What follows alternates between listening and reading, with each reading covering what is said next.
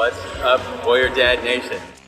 TJ here, just doing a little warm-up. I have so much on my mind, but I want to share a couple quick things with you today. The importance, especially in times like these, of exercise and notably blood flow. And the big question is this: how do dads like us lose our body fat, get into the best shape of our lives, and set a good example for our kids in a way that doesn't require impossible to maintain fad diets, doesn't get us injured, and is easily sustainable long term? That is the question, and Warrior Dad Nation will give you the answers.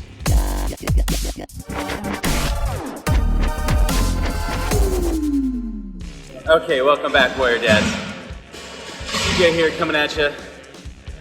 Today's topic is blood flow. Well, what does that mean? Why is that important? What do you mean, blood flow? Well, first I'm going to tell you a quick story about a conversation I was having with my son today.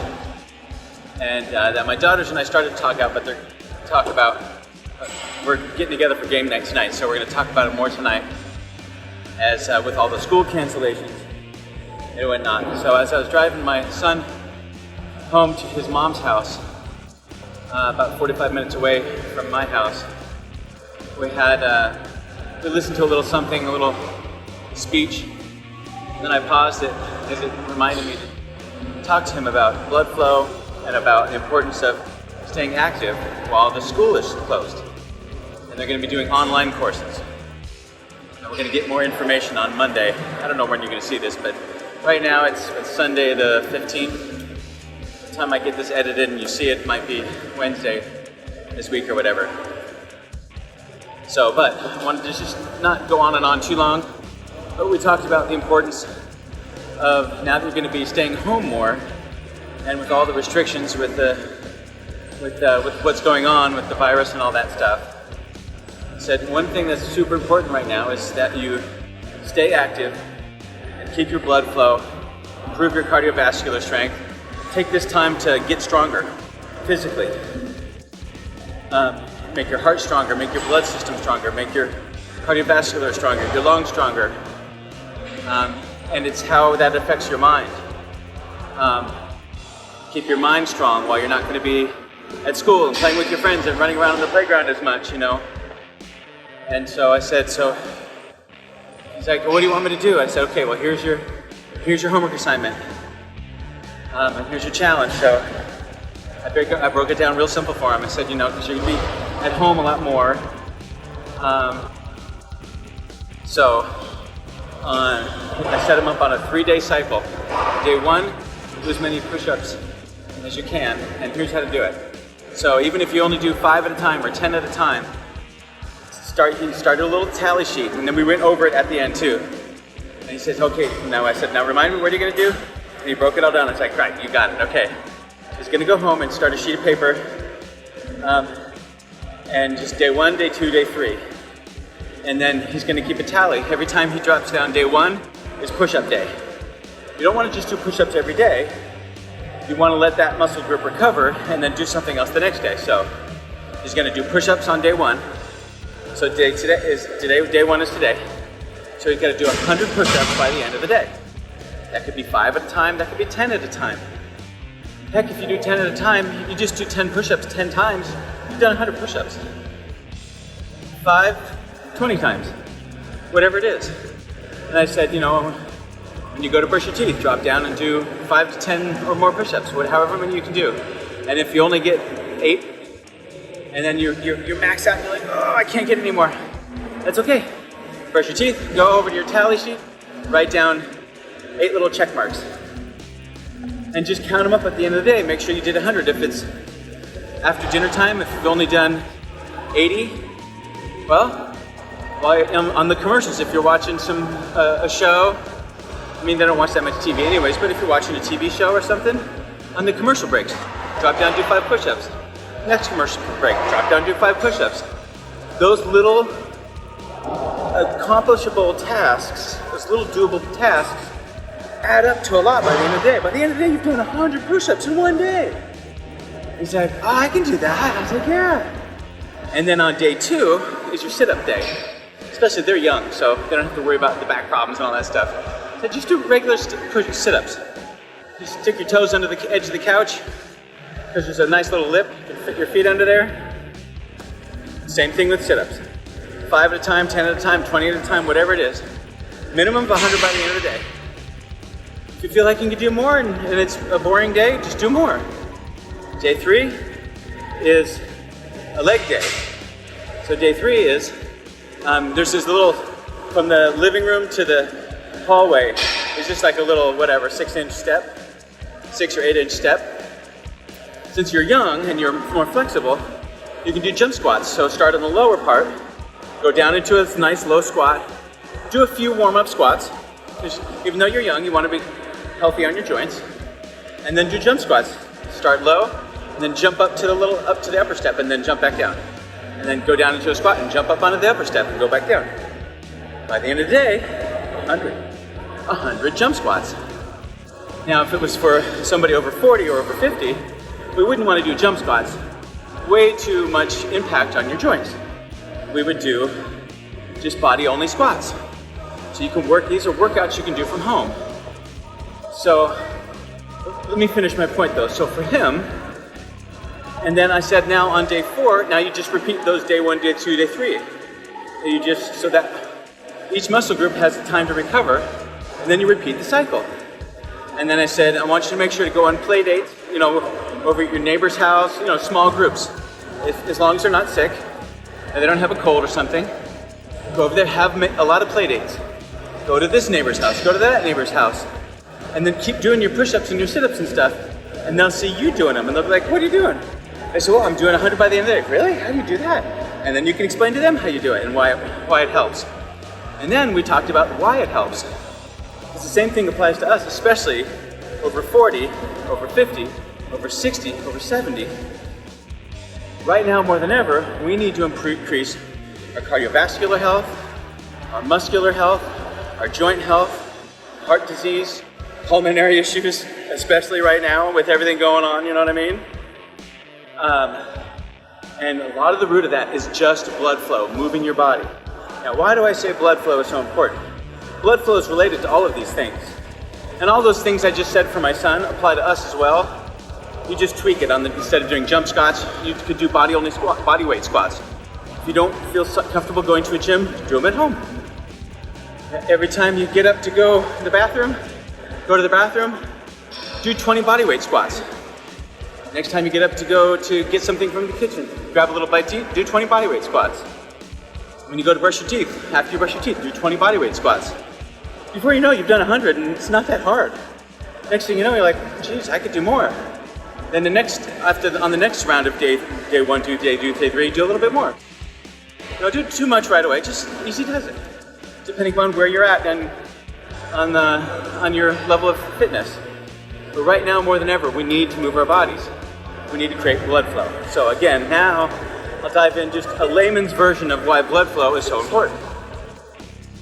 So blood flow is important, number 1, because it brings more oxygen into the system. The more oxygen you bring into your system, by increasing your blood flow, that it's going to transport more oxygen through your system. The oxygen helps damage and repair, helps repair damaged cells. Helps pull out lactic acid, these electrons and these hydrogen molecules that gather in the cells as it's producing energy. I won't go into all the details of that. I don't want to bore you with a bunch of technical mumbo jumbo, but it's super important. Everything operates better the more oxygen you're bringing in. So in order to bring in more oxygen, you need to increase your heart rate, and because it increases your blood flow. Increase your blood flow, you increase your oxygen intake, it transports all that oxygen down and around, all the way out to the extremities and back, cleaning out the little damaged materials and the little electrons and hydrogen molecules and little bacteria and stuff that gather and debris that gathers around through your system. While it's doing its job, while your system's producing energy, it's kicking out waste products. Those waste products need to be cleaned up. Blood flow does that. Another reason why blood flow is important, number 2, is, so not just oxygen is number 1. Number 2 is these little things in your blood called macrophages. A macrophage is basically kind of like a street sweeper of the blood. So you wanna, those little street sweepers love blood flow, they love extra oxygen, and they hate sugar. When you look under a microscope and you're looking at a petri dish with some macrophages swimming around in your bloodstream, those little street sweepers, and you add even just the tiniest dot of sugar, especially a man-made sugar, you can see it affect that macrophage and it starts swimming all crazy, and the little street sweeper bristles start malfunctioning. It doesn't work right. So that'd be another thing, is to reduce your sugar intake right now while all this stuff is going on. So, and the extra blood flow and the extra oxygen is going to help those macrophages grow stronger, and with the lack of sugar, it's going to help those little macrophages grow stronger, and they'll multiply.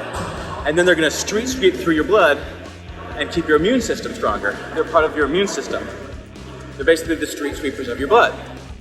So any little stuff, junk that gets in there, cold virus, any little anything, boom, it can go in there and street sweep it up. So that's another reason why blood flow is so important. Fourth reason is muscle development. Muscles, I'm not going to just include muscles in that though. I'm going to include all of the different types of tissue, which are the muscle tissues, the ligaments, and the tendons. All of those are stimulated by exercise, blood flow, and increased oxygen. All of those things get better. Arthritis goes down, along with a host of other things.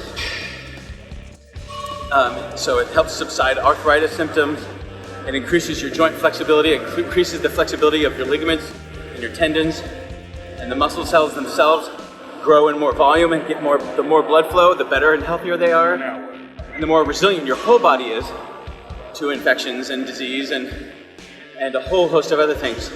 No matter what's going on out in the world, these things are important. You'll get sick less, you'll feel better, you can beat diabetes, heart disease, and another big one, a bonus one, is bone density. The importance of lifting weights or doing any kind of weight-bearing exercise is increase your bone density. One of the number one problems plaguing America besides heart disease and diabetes are bone density related issues, which comes from lack of weight-bearing exercise. So lifting weights isn't just something to build muscles so you can look big and strong. It's to literally help keep you alive. It also stimulates the release of stuff called synovial capsule fluid, for example.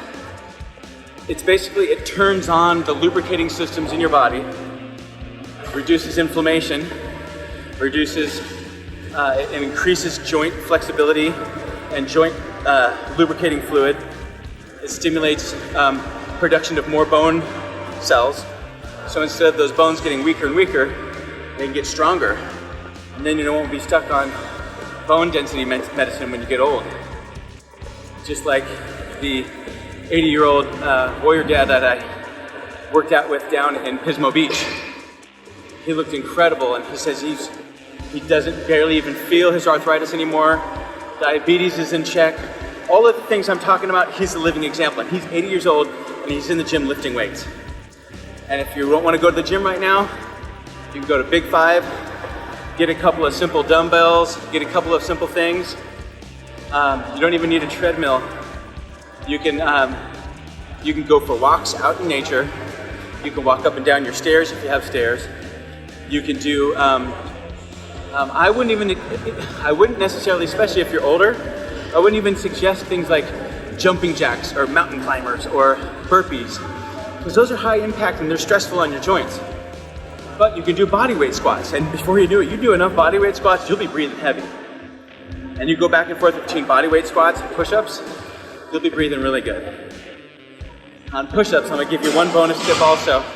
If you wanna start doing an exercise program at home for yourself to keep yourself healthy during these times, don't flare your arms out like this. Lock your elbows down a little tighter like this, flare your back muscle out so that the back muscle will hold that